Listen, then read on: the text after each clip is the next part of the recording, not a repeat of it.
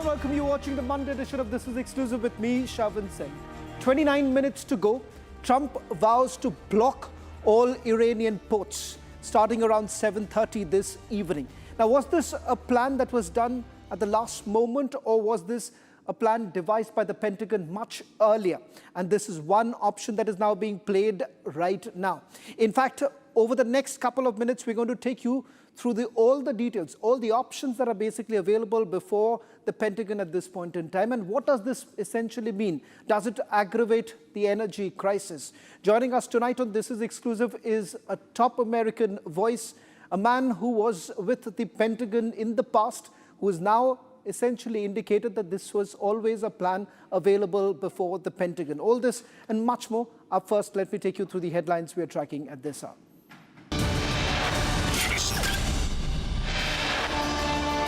After Islamabad talks failed, Trump says US Navy will now begin imposing blockade on all ships trying to enter or exit Iranian ports.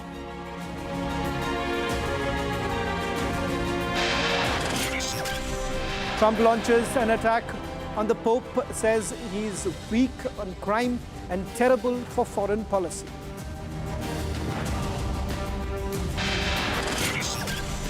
Corporate Jihad row in Nasik. Hindu women employees harassed, sexually exploited and forced to change religion.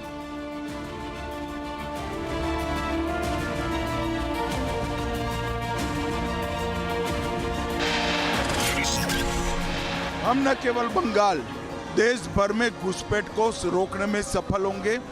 Tripura में भाजपा सरकार है, असम में भाजपा सरकार है और बंगाल में भाजपा सरकार आने के साथ ही हम घुसपैठ को पूर्णतः रोक पाएंगे।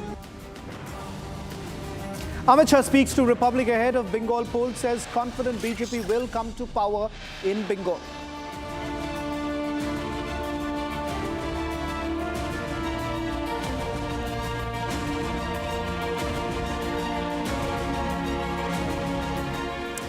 Ladies and gentlemen, global tensions are set to escalate sharply as President Trump has threatened to impose a blockade on all ships entering and exiting all Iranian ports. Thus, in about half an hour from now, a sweeping blockade targeting Iran's oil exports is set to come into force, signaling economic pressure. Meanwhile, Iran has issued a counter threat, signaling attacks on ports all across the Gulf if its ports come under attack. Now, the move could have far-reaching global consequences, especially in the volatile Strait of Hormuz and Bab el-Mandeb, two critical arteries for global energy supplies. Now, let me take you through what are the immediate impact that we are really looking at. The impact of the blockade on Iran's oil flows is now coming into sharp focus. Now, before the war, Iran was essentially exporting around 1.84 million barrels per day, with shipments holding relatively steady at about 1.71 million barrels per day in April, even amid rising tension. Now, what's critical here, most of that oil is heading to China, making Beijing the primary lifeline for Tehran's energy revenues. The Strait of Hormuz, one of the world's most vital energy choke points, carries roughly 20% of the global oil supply. Now, that's close to 20 million barrels a day moving through a narrow maritime corridor. Now, any disruption here doesn't just hit Iran, it sends shockwaves across the global markets. And we are already seeing that impact, with oil prices spiking and supply chains tightening. Now, that's the impact of the blockade that we are basically looking at. Let me also bring in my colleague Gesu right now to take you through what are the options, what are the possibilities that we are essentially talking about. Is it just about the Strait of Hormuz or the Bab el-Mandeb, which has always been one critical artery that was always an option before the Iranians, and the fact that Houthis could actually come into play. Let's look at the possible scenarios and what are the options really available, because in a short while from now, Gesu, this is the question I also asked one of the former secretary from the Department of War. And they said that this was always an option available before the Pentagon, and that has now been exercised. Let's now take our viewers through which are the ports which are basically at risk, Gesu.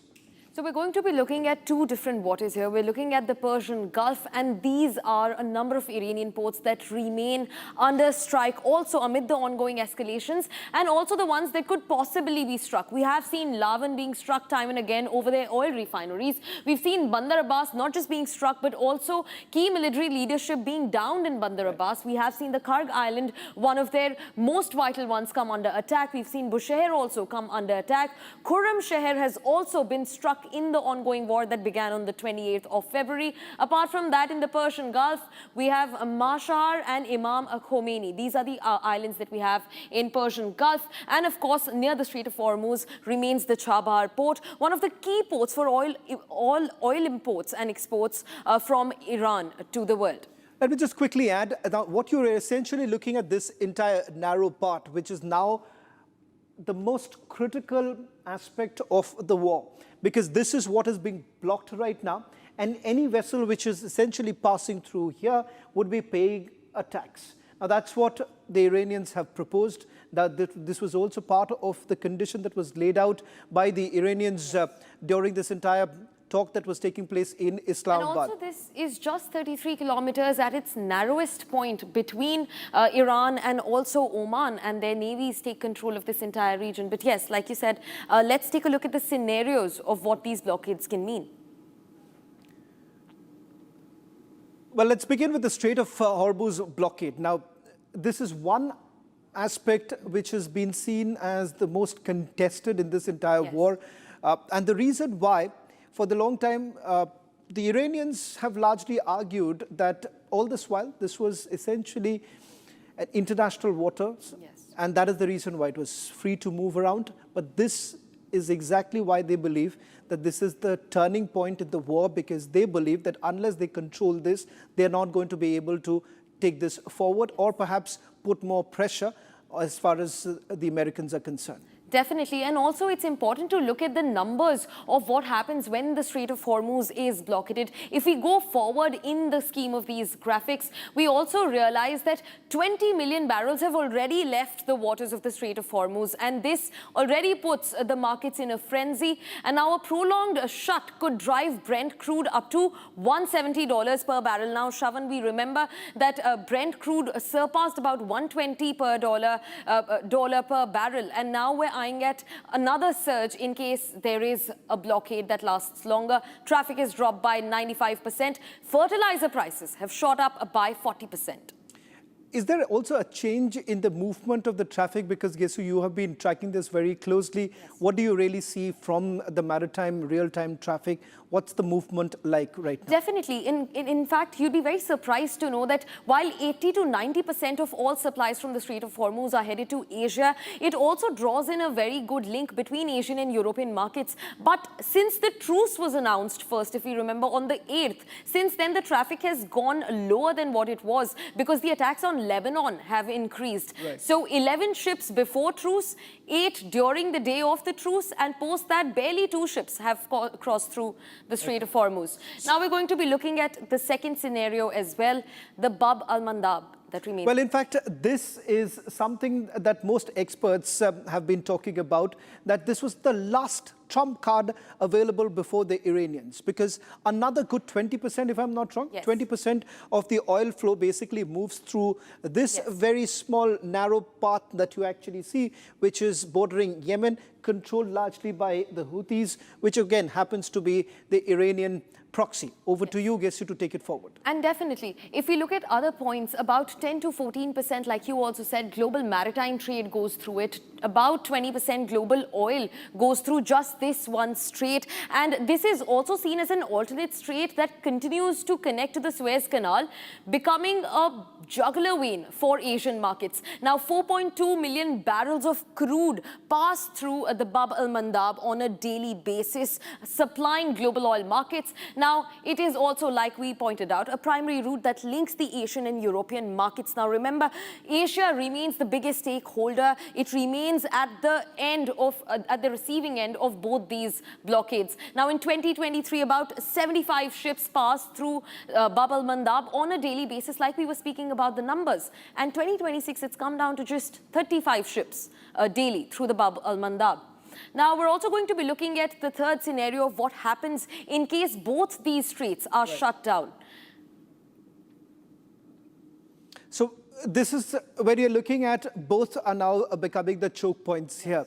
You're already looking at roughly about 20 to 21% flowing through the Strait of Hormuz, Bab el-Mandab another 20%. Now that's again a varying amount that we're looking at. Just imagine if that actually happens, what happens to energy prices and perhaps the repercussion that we're going to see in the markets. Yeah, definitely. So 25% surge in oil and gas. I mean, it takes off about 25% of total oil and gas supplies that are available in the global markets, because these two coordinated are responsible for the supply of 25% oil and gas to the entire market. Now, this includes Brent crude, LPG, LNG. Oil prices, of course, will explode. Now, there are reports that suggest that prices will be carried up to about $120 per barrel just by shutting down the Bab al-Mandab Strait. And of course, 20% of world's LNG will remain stranded because there is no alternate route. Now, most of the world's LNG goes through Qatar, Kuwait, and even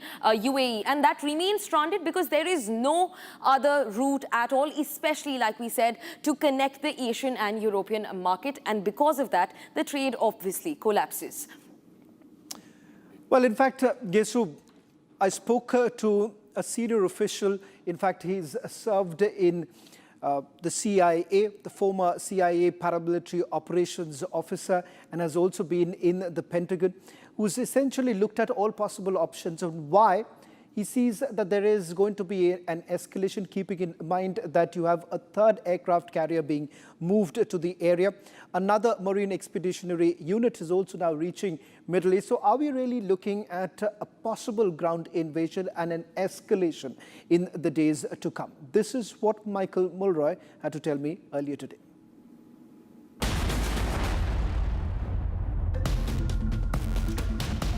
Tonight on This Is Exclusive, we have a very special guest joining us from United States of America, Mr. Michael Mulroy.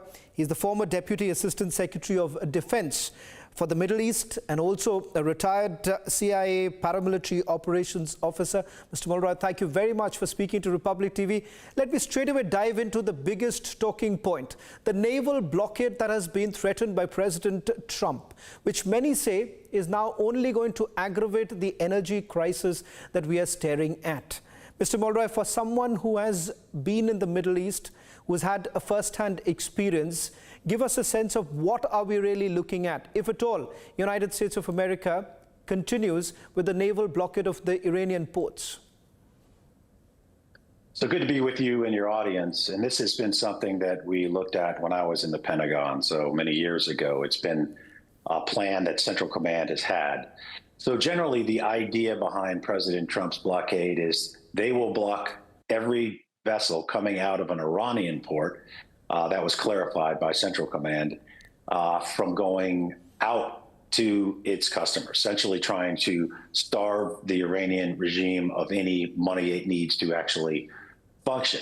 Now, of course, Iran has a boat. They can continuously block any other vessels going through the straits, potentially even add more naval mines. And so we could have a complete blockade of all energy, which is oil and liquefied gas, coming through the straits. So 21% of the world's supply. Of course, the flip side of the Trump plan here is that it will drive up costs of energy around the world. Less energy, higher cost. That's why the U.S. had relieved sanctions on afloat Iranian oil before, not because they wanted, of course, to support Iran, but because they wanted more energy on the market. So this is going to cause probably dramatic increases in oil prices, which is going to, of course, increase prices on everything. So that's the flip side to this, and why many are questioning whether this will work.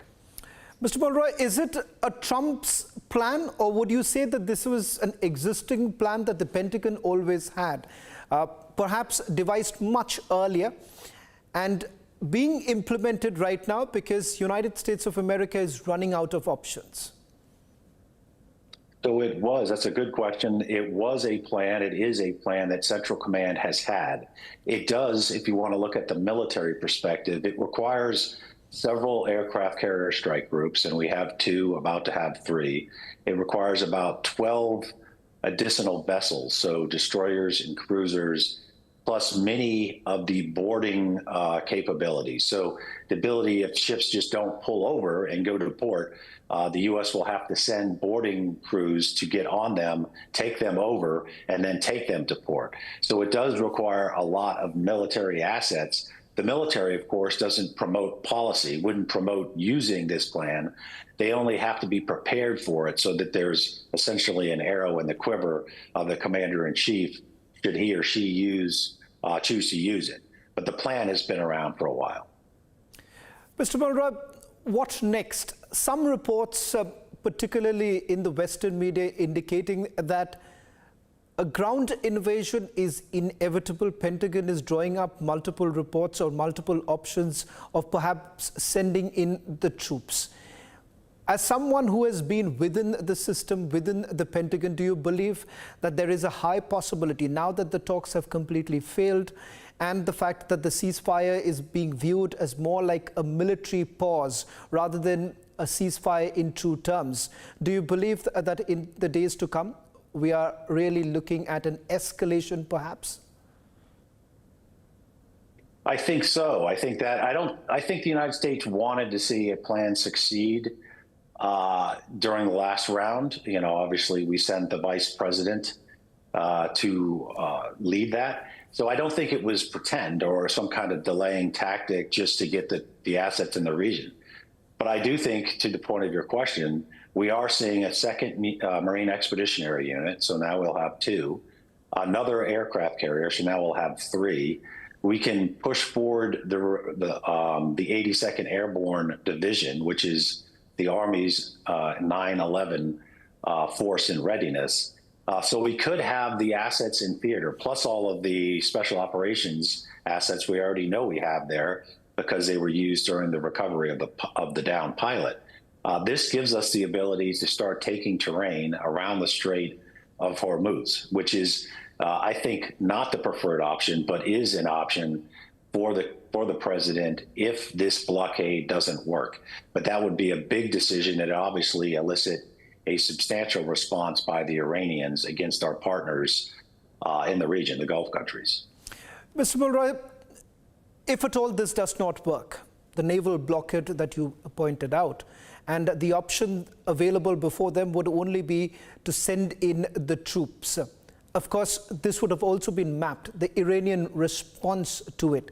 I want to then ask you, the Iranians have been threatening about closing the Bab-e-Mandab through the Houthis. If that really happens, the Strait of Hormuz on the one side and Bab-e-Mandab on the other, what does that really mean? And if that happens, how difficult is it going to get for the Americans? So that is something I think the Iranians have been holding at bay for an ability to escalate.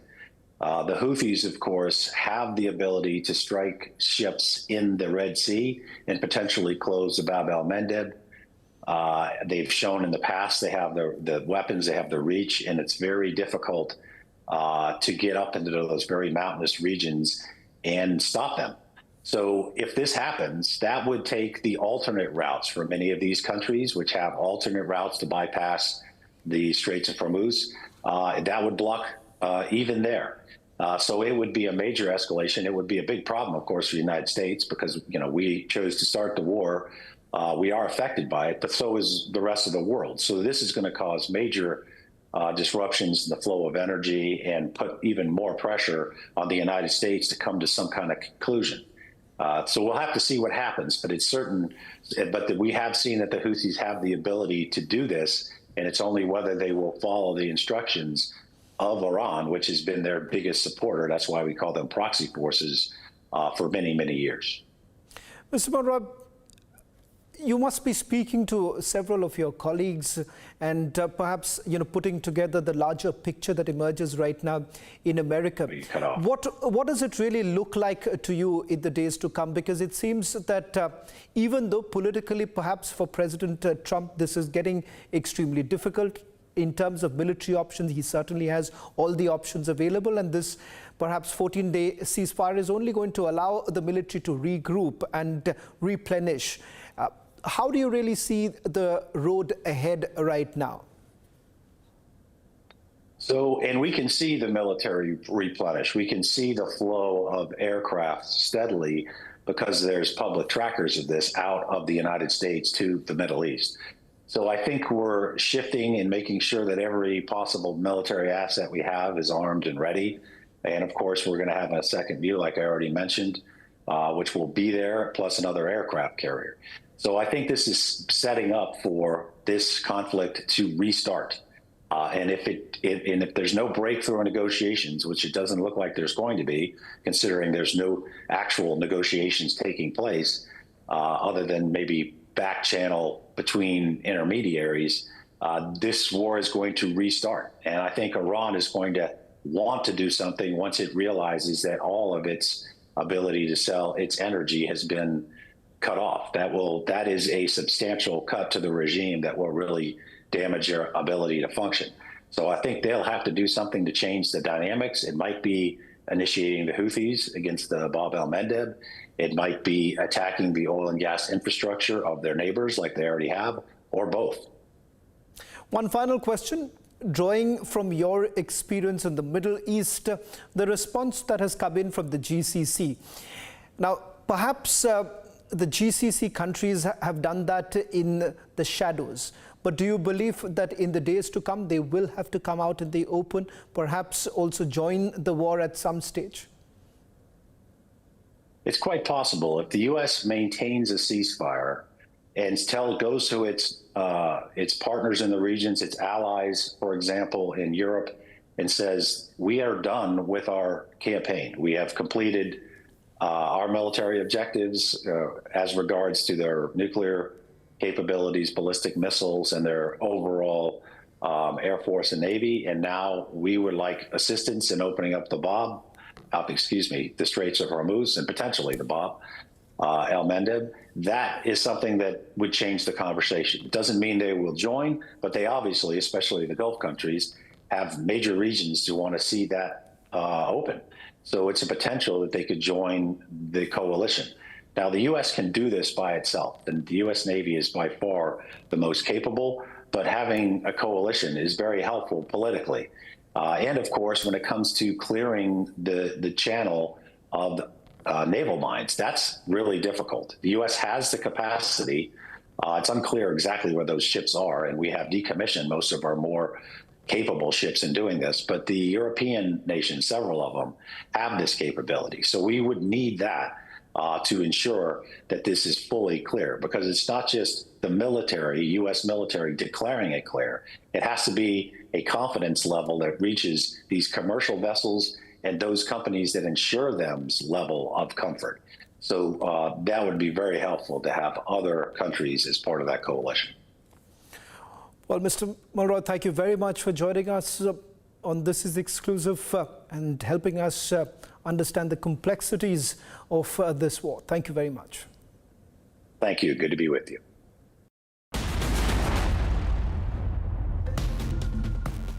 Well, shifting focus now to the other day's top story coming in from the vandalism that we've seen earlier today. There has been extensive vandalism that took place outside today at Avanti Overseas Export Company.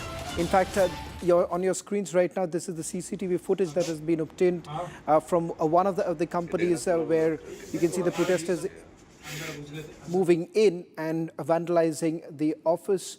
We'll try and get you all the latest details. Saurav is joining us on this broadcast. Saurav, walk us through the details that you're bringing in. Yeah, as you can see in this CCTV footage that there are several people. There is a mob which is breaking the gate of industry here due to the non-increment of their salaries for the past several years. And this protest erupts in Noida Sector 63 area where this industry is situated. And several of the workers have gathered here. First, they were protesting just regarding the salary increment. But after that, suddenly the mob turned violent, and they started breaking the gate of this industry. And after breaking the gate, they all went in and they started abusing and physically assaulting the guards present at the industry at that point. This is the latest CCTV footage which the Republic has access for our viewers. And let me tell our viewers that this industry is just not the only place where this vandalism took place this morning. Apart from this, there is another incident which took place at the Maruti Suzuki showroom, which is also situated in 63 area, and more than 5 vehicles were vandalized in that incident. And here on your screens that you can see that there are several people, there are more than 100 of people which are entering in this current industry, and they have broken the gate of this industry, and they have broken in, and they were abusing and physically assaulting the guards. The police in this regard have taken a strict action, and they have also detained nearly 15 to 20 people in this regard, and the further action will be taken, and the investigation is underway. Back to you. Well, thank you very much, Saurav, for getting us the latest details. That's all that we could pack in this edition of This Is Exclusive. I'll see you tomorrow at the same time. Goodbye. Good night.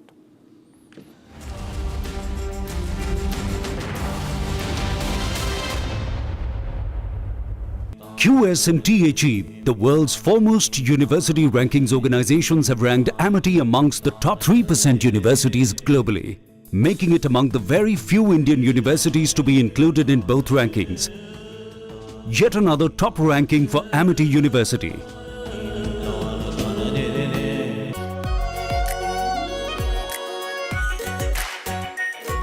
Pure Shahi Paneer Masala. Delicious, healthy, every day. रानी, इस घर में कुछ है जो टूटता नहीं। ये pillar कभी नहीं टूटेगा। रुंगटा स्टील TMT से बना। रुंगटा नहीं तो घर स्ट्रॉन्ग नहीं। रुंगटा स्टील TMT बार एकदम सॉलिड। चमकी चाट से क्या बना है? सैंडविच, लस्सी और छाछ और हर घूंट में चमकी चाट। ड्राई फ्रूट और दही बड़े। चमकी चाट से स्वाद बढ़े। असली स्वाद सिर्फ चमकी चाट।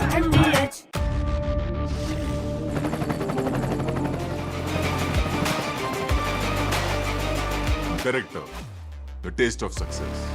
आर प्योर सूजी पास्ता उबालो मिलाओ और खाओ 8 मिनट में तैयार। क्या टेस्ट है सबका राजा R pure masala.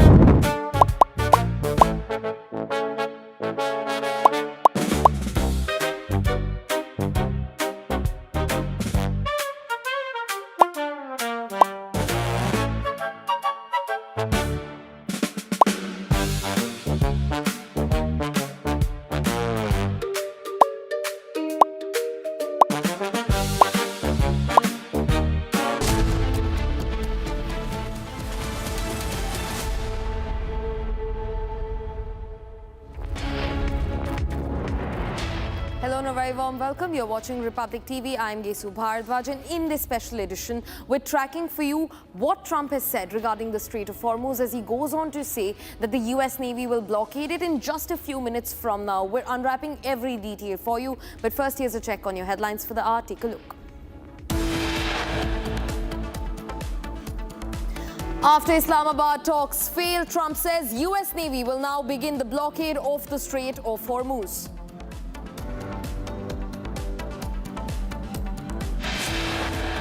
Trump warns of Hormuz blockade. Reports suggest Israel also preparing to resume strikes on Iran.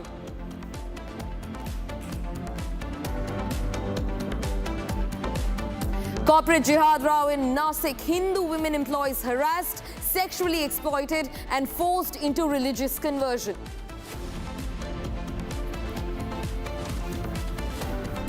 Addressing a massive crowd in Birbhum, Home Minister Amit Shah said Bengal will no longer be intimidated by violence and that people will reply to bombs with ballots.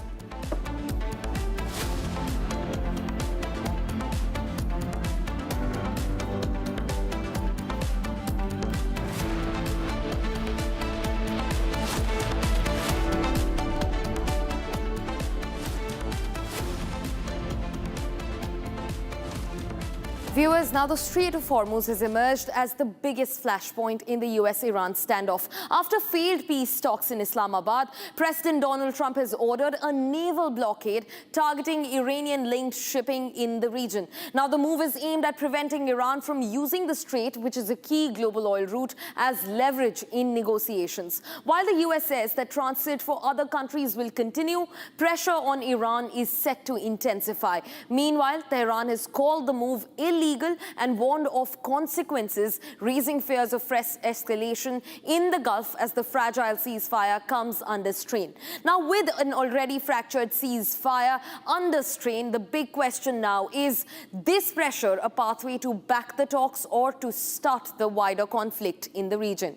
Now, viewers, will also take you through some details of what the United States is looking to target as it moves to tighten its grip over the Strait of Hormuz. Several key Iranian ports now face potential disruption under a possible blockade. Now, among the critical locations at risk are Khorramshahr, Marshahr and Imam Khomeini, all vital for Iranian commercial shipping and trade flows, and any disruption across these ports could significantly hit Iranian export capacity and further escalate tensions in an already volatile region. Let's get you some more details about this. Now, we're going to be looking at all the key ports that could be targeted inside Iran. Now, we're dividing this in two bursts, the Persian Gulf and near the Strait of Hormuz. Now, most of these you've already seen in the news, courtesy strikes by US and Israel that have struck these ports. Now remember, Lavan, where a crucial oil facility is housed inside Iranian territory, has come under attack multiple times since the 28th of February. And this is not a one-off incident. Bandar Abbas port, right at this peak, you can see the narrowest point of Strait of Hormuz is atop that narrowest point is Bandar Abbas. Not just a key infrastructural importance for Iran, but also one of their biggest ports that was also hit multiple times in the war that's ongoing. Now also we have the Karg Island, the jewel crown of Iranian regime. Karg Island also houses their nuclear facilities, their nuclear enrichment, uranium enrichment programs, of course oil and gas facilities, and Karg was also struck by the United States and Israel. Remember the first time when there were resounding claims that these strikes have to stop on crucial islands, Karg was a part of it. Imam Khomeini, Bushehr, Marshahr, Khorramshahr, all of these have come under strike once or twice or even 4 times amid the ongoing war.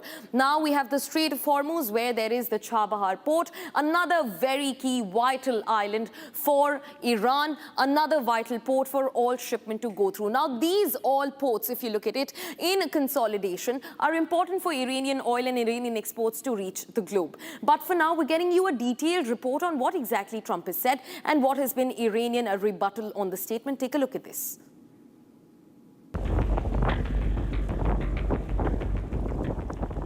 Global tensions are going to escalate tonight. Donald Trump has sharpened his stance on both allies and adversaries and raised serious questions over reliability of NATO alliance. Well, they're coming up. They're going to be coming up. But I'm very disappointed in NATO. They didn't do that. They weren't there for us. We pay trillions of dollars for NATO, and they weren't there for us. Remember what I said. NATO was not there. Now they want to come up, but there's no real threat anymore. But NATO was not there for us. On negotiations, Donald Trump's message was blunt. Oh, I don't know. I don't care if they come back or not. If they don't come back, I'm fine. Their military is gone. Their missiles are largely depleted. The manufacturing capability for missiles and drones is largely defeated. we've been very nice. We haven't ripped down too many bridges. We did one only because they broke their word, they broke their promise. But the bigger headline is the hardening US position on Iran's nuclear ambitions and Donald Trump's uncompromising red line that has now been drawn. And just so you understand, Iran will not have a nuclear weapon. We'll not have. There is no way that they're going to get. They still want it. And they made that clear the other night. Iran will not have a nuclear weapon. A sweeping blockade targeting Iran's oil exports is all set to take effect at 7:30 p.m. today. That'll be 10 o'clock tomorrow. Other nations are working so that Iran will not be able to sell oil. And that will be very effective. But what we want to do is we want to, and again, we don't need it. What we notice and what we see and what I think is maybe my idea, maybe not, I don't know. But there are many boats heading toward our country to fill up with oil and then go and take it. So they're not going to go through the Hormuz Strait. If there is a full-blown naval warfare, the pressure is not going to be just rhetorical, but it will be economic and immediate. Now, joining me live on the broadcast is Peter Dickinson, who is a strategic affairs analyst. He's joining us from Kiev. Mr. Dickinson, thanks very much for speaking to Republic, first of all. And also, there are about 3 things that can happen if the Strait of Hormuz is blockaded by the US Navy, like Donald Trump has been saying. One, it of course throws off the Asian-European market link to a complete standstill. Second, about 40% of oil supply across the globe is going to be under scanner. And third, this looks like a strategic military escalation in a key oil and shipping route. How do you eye this? And this is supposed to start any time from now. So how big do you think this is going to be? And is this going to stop the war and decapacitate Iran, like US President is saying? Or do you think this is only going to open more and more fronts? Well, essentially, I think what Trump is doing, trying to raise the stakes because he doesn't know how to end the war. He's got into a war that he doesn't know how to extricate himself from, and it's not clear at all how he can pressure the Iranians into agreeing to his terms. It's not even clear exactly what an ending could look like for Trump. So faced with this sort of intransigence, he's trying to escalate. He's trying to create additional economic pressures. But of course, as he pressures the Iranians by threatening to blockade their ports and cut their oil exports, he's also threatening the whole world, because we're going to see another surge. We're already seeing, in fact, today, another surge in global oil prices, which is going to have very, very damaging effects to the global economy. That's not going to win Trump any friends either domestically or internationally. But he really doesn't seem to know how else to get out of this picture he's in. And it's kind of like at the moment what we're seeing is a game of chicken almost, with the two sides threatening to plunge each other into economic chaos. And frankly, I think that the Americans are a lot more vulnerable to economic harm than the Iranians, who've been living under sanctions for the last 4 decades or more. It's one of the most sanctioned nations on the planet. Yeah.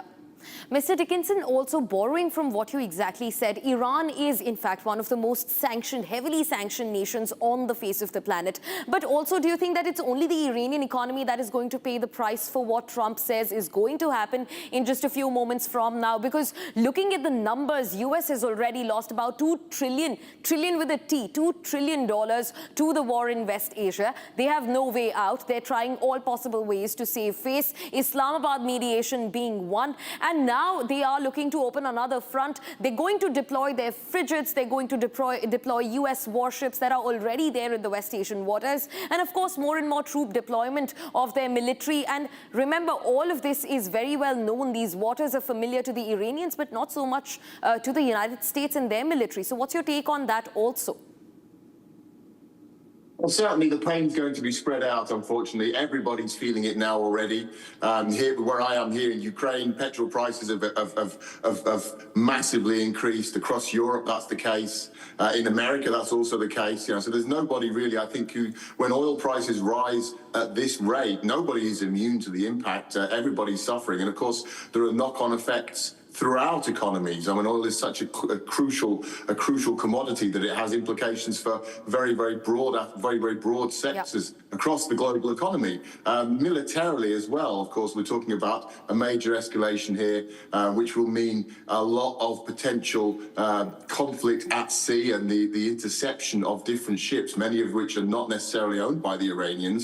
So that will also raise the potential for more confrontations or stress points in America's relationship with the international community. Yeah. Right, Mr. Dickinson, thanks very much for joining in on the broadcast and sharing your thoughts with us. And of course, the conversation continues as the moment becomes a lot more precarious, with just a few minutes from now, the US Navy's possible action being unleashed in the Strait of Hormuz. Thank you very much for speaking to Republic. For now, viewers, we'll be shifting focus and taking a look at the other stories that we're tracking at this hour. Now, the truce talks between Iran and the United States have failed miserably in Islamabad. And now Donald Trump has threatened to begin a naval blockade in the Strait of Hormuz. That's exactly what Peter and I were also speaking about. The costs that will be drawn not on just these two warring countries, but also the rest of the group, the rest of the countries and the rest of the globe. Now, the head of the Iranian Parliament, National Security Commission, has said that the comments from US President Donald Trump after the talks in Islamabad are natural for what he called a defeated president. Take a look at this. After truce talks in Islamabad failed, US President Donald Trump has said that the US Navy would immediately begin a blockade of ships entering or leaving Hormuz. This has drawn sharp criticism from the head of the Iranian Parliament's National Security Commission, Ibrahim Azizi. آرزوهای خودش رو به زبون میاره، رویاهای خودش و خواسته هایی که هیچ وقت محقق نشده و نخواهد شد به فضل الهی. این رفتارهایی هم که از یکی چند ساعت بعد از مذاکرات شروع کرده، من در دریای عمان، اقیانوس هند، در دوردست‌ها این میکنم اون میکنم. خب طبیعیه که یک رئیس جمهور شکست خورده دیگه اگر این جملات و این کلمات و این ادبیات رو به کار نبره، من فکر میکنم دیگه فضاحتش برای مردم آمریکا هم غیر قابل قبول میشه. Ibrahim Azizi said that Americans did not come for genuine talks. آنچه که گذشت در طول این 24 ساعت گذشته از مذاکرات نشون داد که اساساً آمریکایی‌ها برای مذاکره نیامده بودن. آمریکایی‌ها به دنبال باز تحمیل اراده بودن بر ملت بزرگ ایران، منتها از مسیر مذاکره و با ادبیات دیپلماسی. According to Iran, the trust deficit was clearly visible in the peace negotiations. با بی‌اعتمادی با شما گفتگو می‌کنیم و به دنبال منافع ملت ایران هستیم در موضوع هسته‌ای، غنیسازی، در موضوع تنگه هرمز، در موضوع تحریم‌ها، در موضوع غرامت‌ها، در موضوع خساراتی که به ما وارد کردی هم جدی هستیم. وقتی چنین اراده‌ای رو به طور طبیعی آمریکایی‌ها مشاهده می‌کنن، خب طبعاً نمیتونن اون خواست خودشون از مسیر میز مذاکره تحمیل کنن، برمیگردن. خب همینطور که معاون رئیس جمهور آمریکا آقای ونس بهش ما هیچ دستاوردی نداشتیم داریم برمیگردیم. Ibrahim Azizi said that Trump is voicing his own wishes, his own dreams that will never be realized. Viewers, by the side, let's also take a look at what's happening with Lebanon, the one country that's been battered for the last 3 days straight in what was the largest Israeli offensive. Now, on the evening of the anniversary of Lebanon's devastating civil war, Prime Minister Nawaf Salam has issued a plea for national unity as the country prepares for a rare and unprecedented talks with Israel. Now, despite a ground invasion and internal unrest, the government in Beirut is taking its survival on a diplomatic initiative to be held in Washington just this week. However, reports suggest that the push for peace is being met with both hope and heavy skepticism on the streets. There's more in this report. Take a look.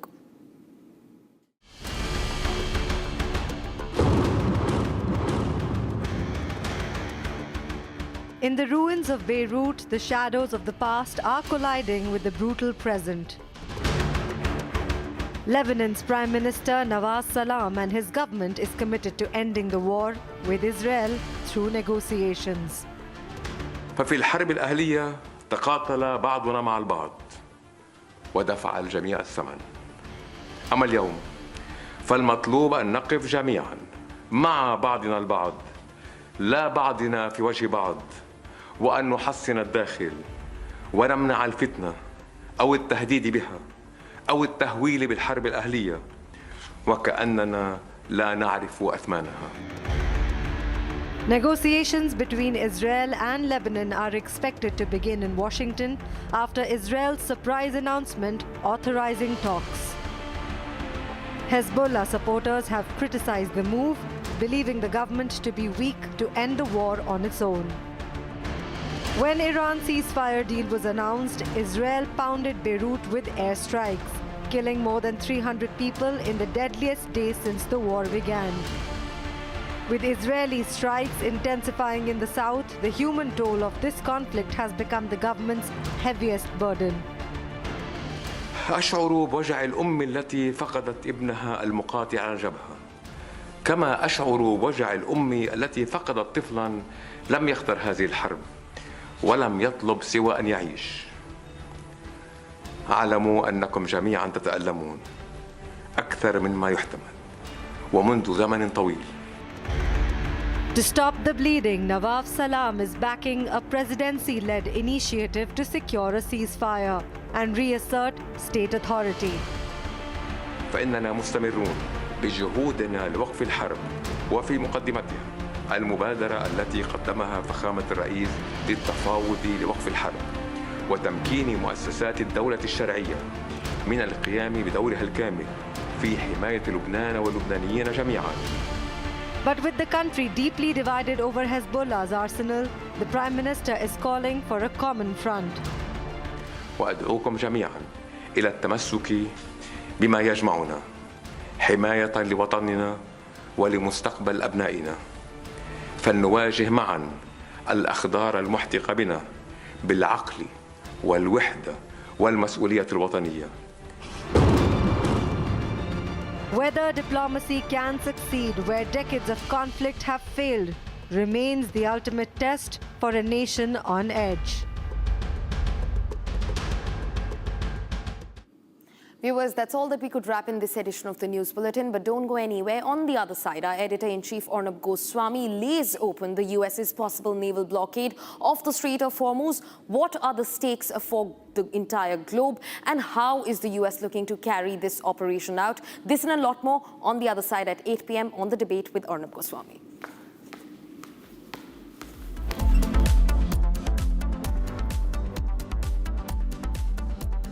Join International Institute of Hotel Management. Call 983-10-50,000.